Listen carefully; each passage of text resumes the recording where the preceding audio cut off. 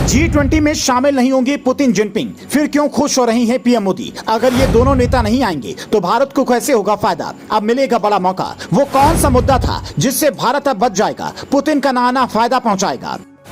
जी हां, G20 सम्मेलन में दुनिया के हर बड़े देश का बड़ा नेता आ रहा है, लेकिन चीन से जिनपिंग और रूस से पुतिन नहीं आ रही हैं, जिसके बाद इन दोनों नेताओं के न आने पर सवाल खड़े हुए हैं। लेकिन कहते हैं कभी कभी कोई काम आपके हक के लिए हो जाता है और मोदी सुराग से रास्ता खोजने में माहिर हैं। खबर है कि G20 सम्मेलन में मोदी बड़ा खेल करने वाले हैं और चीन को मात देने वाले हैं। अब हम ये क्यों कह रहे हैं, इसे समझने से पहले समझिए कि चीन और रूस के सम्मेलन में नानी की असली वजह क्या है। तो पूरे मामले को समझने के लिए 2 मिनट हमारे साथ बने रहिए और समझिए। दरअसल 2013 में चीन का राष्ट्रपति बनने के बाद शी जिनपिंग ने हर G20 बैठक में हिस्सा लिया, लेकिन इस बार बैठक से नदारद होने की वजह अभी तक नहीं बताई गई है। जिनपिंग ऐसे समय पर भारत नहीं आ रही हैं जब चीन और भारत के बीच में सीमा विवाद पर तनाव अभी भी बना हुआ है। दोनों देशों की सेनाओं के बीच में कई दौर की बातचीत के बाद भी पूर्वी लद्दाख में देपसांग और डेमचोक जैसे पॉइंट पर पीछे हटने को लेकर अभी तक सहमति नहीं बन पाई है।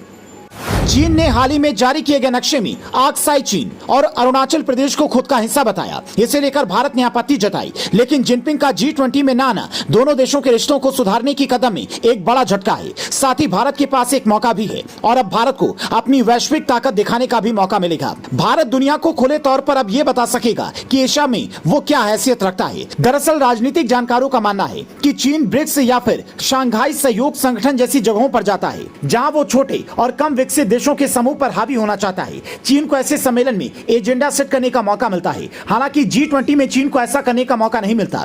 शायद इस बात को जिनपिंग जानते थे, तभी उन्होंने भारत नहीं आने का फैसला किया और अब बात पुतिन के न आने की है। तो G20 सम्मेलन से पहले रूस के राष्ट्रपति दक्षिण अफ्रीका में हुए ब्रिक्स सम्मेलन में भी हिस्सा लेने नहीं गए थे। उन्होंने इस सम्मेलन में वर्चुअली हिस्सा लिया। वैसे तो उस वक्त ये साफ हो गया था कि वो शायद भारत भी नहीं आएंगे, लेकिन भारत न आने के पीछे एक और कारण है, वो है पुतिन के खिलाफ वारंट। दरअसल यूक्रेन में कथित युद्ध अपराध के लिए इंटरनेशनल क्रिमिनल कोर्ट ने उनके खिलाफ अरेस्ट वारंट जारी किया हुआ है। इसका मतलब है कि अगर पुतिन रूस से बाहर कदम रखते हैं तो उन्हें तुरंत गिरफ्तार किया जा सकता है। यही वजह है कि वो रूस छोड़कर नहीं जा रही हैं। प्रधानमंत्री नरेंद्र मोदी से फोन पर बातचीत में पुतिन ने बता दिया था कि वो भारत नहीं आ पाएंगे और उन्होंने इसके लिए दुख भी जताया।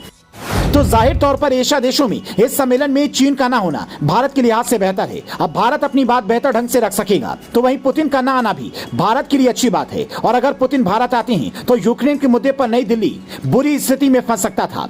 भारत ने यूक्रेन के मुद्दे पर कहीं ना कहीं रूस का साथ ही दिया। जब G20 की बैठक होती है तो उसमें पश्चिम मुल्कों के नेता यूक्रेन युद्ध पर पुतिन को घेरते हैं। उनके फेंके जाल में भारत भी फंस सकता था, जिसकी वजह से असहज स्थिति पैदा होने की संभावना जताई गई। पुतिन के नहीं आने से भारत एक बड़ी परेशानी से बच गया।